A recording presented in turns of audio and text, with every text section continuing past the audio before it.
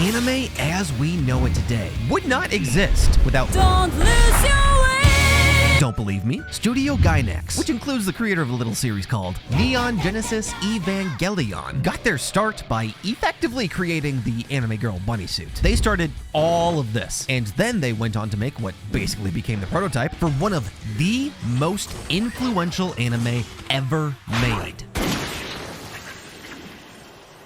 We're talking about Evangelion. Gunbuster! Gunbuster is a legitimately interesting anime about interdimensional war into the cruel passage of time. Guess what it's remembered for? Its exploration of the human psyche? No. Its realistic use of modern physics? No. What about a different kind of physics? The jiggly kind. Gunbuster was, an innovator of anime titty jiggle physics. And that's what led to this, and all of this. And that's not even mentioning all of the fan service within Eva itself. No fan service, no Eva. No Eva, and who knows what the anime industry would look like today. I hate Evangelion. It's the most overrated anime of all time. Well, it's a good thing that's not the only talking point.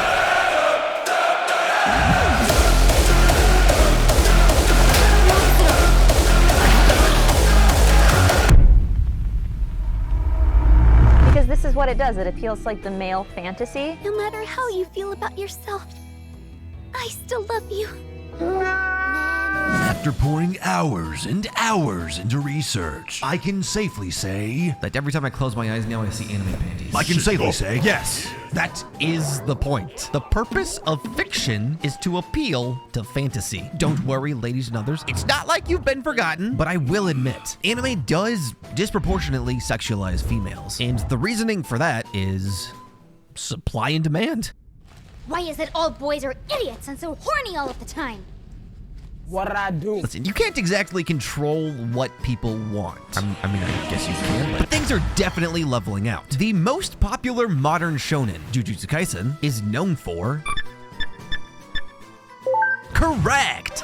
It's hot male characters. I am right there with you, ladies. Jesus Christ. There's pretty much no argument to be made these days about the lack of well-written female characters. You would have to be insane to argue otherwise, which doesn't stop people. That being the case, why waste energy caring about this male fantasy bullshit? Okay, listen, this is the only time these guys ever get to interact with the opposite sex, so just let them have it.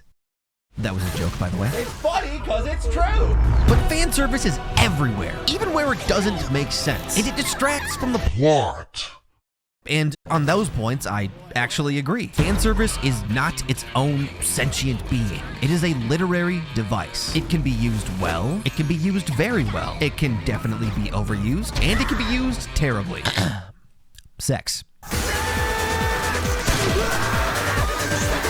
Sex and sexual imagery are everywhere. That is not limited to anime. All right? From cheerleaders to Abercrombie models to the 10 million trashy Netflix series that your sister watches. The point is that it's part of life. Why demonize it? More importantly, why demonize specifically anime? Even if you really hate fan service, it is not that invasive. Anime is a vast medium. Believe it or not, there are more than just the major shonen, which, for your information, are aimed specifically at young boys. So like, stop getting upset about shit like Fairy Tail and Naruto. And check out some of these. Have you tried Fruits Basket? I've heard it's the twilight of anime. minors. No, not that way. Minors. Yeah. Anime fan service, Doctor disrespects minors. You gotta be fucking Porn dog. Oh yeah, because anime is so much worse than Western live-action series. Okay, it is not my fault that Yoko Littner was arbitrarily aged 14.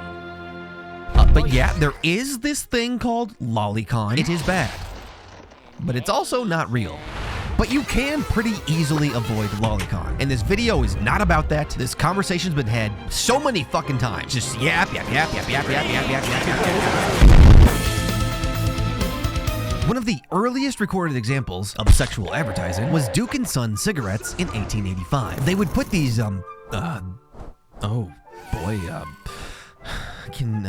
Can we even show that? These cigarette cartons came with risque trading cards. Basically, it was the first ever waifu gacha game.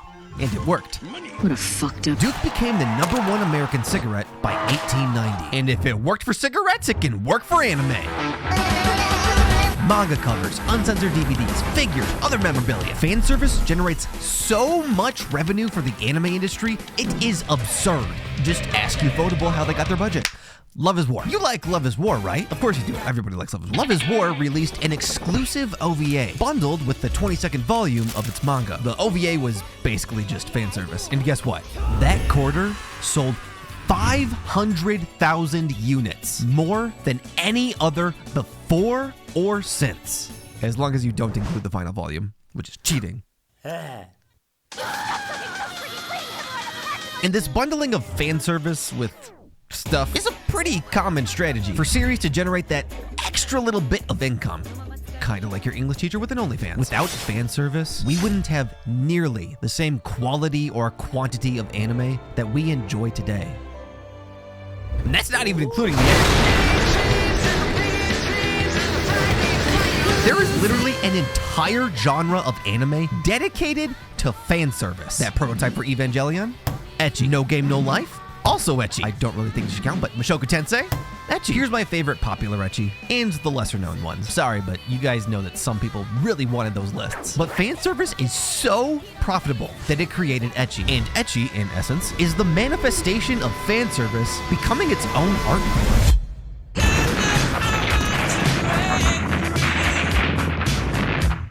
Do you ever wonder why genitals are always censored in Japanese porn? Japan's hardcore censorship of art goes as far back as the 17th century Edo period, that famous period with like samurais and shit. Although back then the main goal for censorship was to control things like religion or criticism of the shogunate, sexual depictions in art were more or less a casualty. More relevant to this video is the 1907 revision to Japan's criminal code, Article 175, which banned the selling, distribution, or displaying of obscene content, which is kind of vague if you ask me, punishable by up to 2 years in prison for a drawing. It gave me a rock hard. Following World War II, things got better, and while what's considered obscene has loosened considerably, and enforcement has dwindled, the law and its effects on Japanese culture remain to this day. Fan service is an act of rebellion against this law and Japan's shaming culture. I am being 100% serious here. Fan service plays an important role in the Japanese freedom of expression. It even jumpstarts careers. You have no idea how many writers and animators, voice actors too, got their start with ecchi or even hentai, usually hentai, both for its profitability and because of a personal passion. Trust me, I would know. Plus, anime's blunt and goofy ways of handling fan service is an aspect of what makes anime anime. It's a talking point for fans. It allows for absurd premises and scenes. And at the end of the day, it's just fun. Wanting the complete annihilation of all fan service is not just, most likely, hypocritical, but it would also just make things fucking boring. And if, after all of that, you still think that all fan service is evil and useless, well, that's just willful ignorance. But for everyone else with an IQ above room temperature that can recognize the good, the bad, and the ugly, you guys are cool. Almost as cool as me. Now, despite my best efforts, YouTube hit me with limited ads on this video. I also happened to have a sponsorship fall through at the last minute, so I kinda got screwed pretty hard here. Which is why I have a completely uncensored version of this video, boobies and all, over on Patreon for the $1 members. Link in the description. And of course, thank you to Toby56, Ducky, Baron Windy, Fen Ben, Fen Australia, Lasagna Soda, Montour P, by Butthole Horizon, X Intellijar Brothers Gaming, DH Jones, Dominic Wojowski, Jitten John, 𝐒𝐂𝐂𝐂, Luke B. Olson, Rocky Pebbleman, Valentin Yorga, Zan. That's it for now. Thanks for watching, thanks for supporting me, and I'll see you all in the next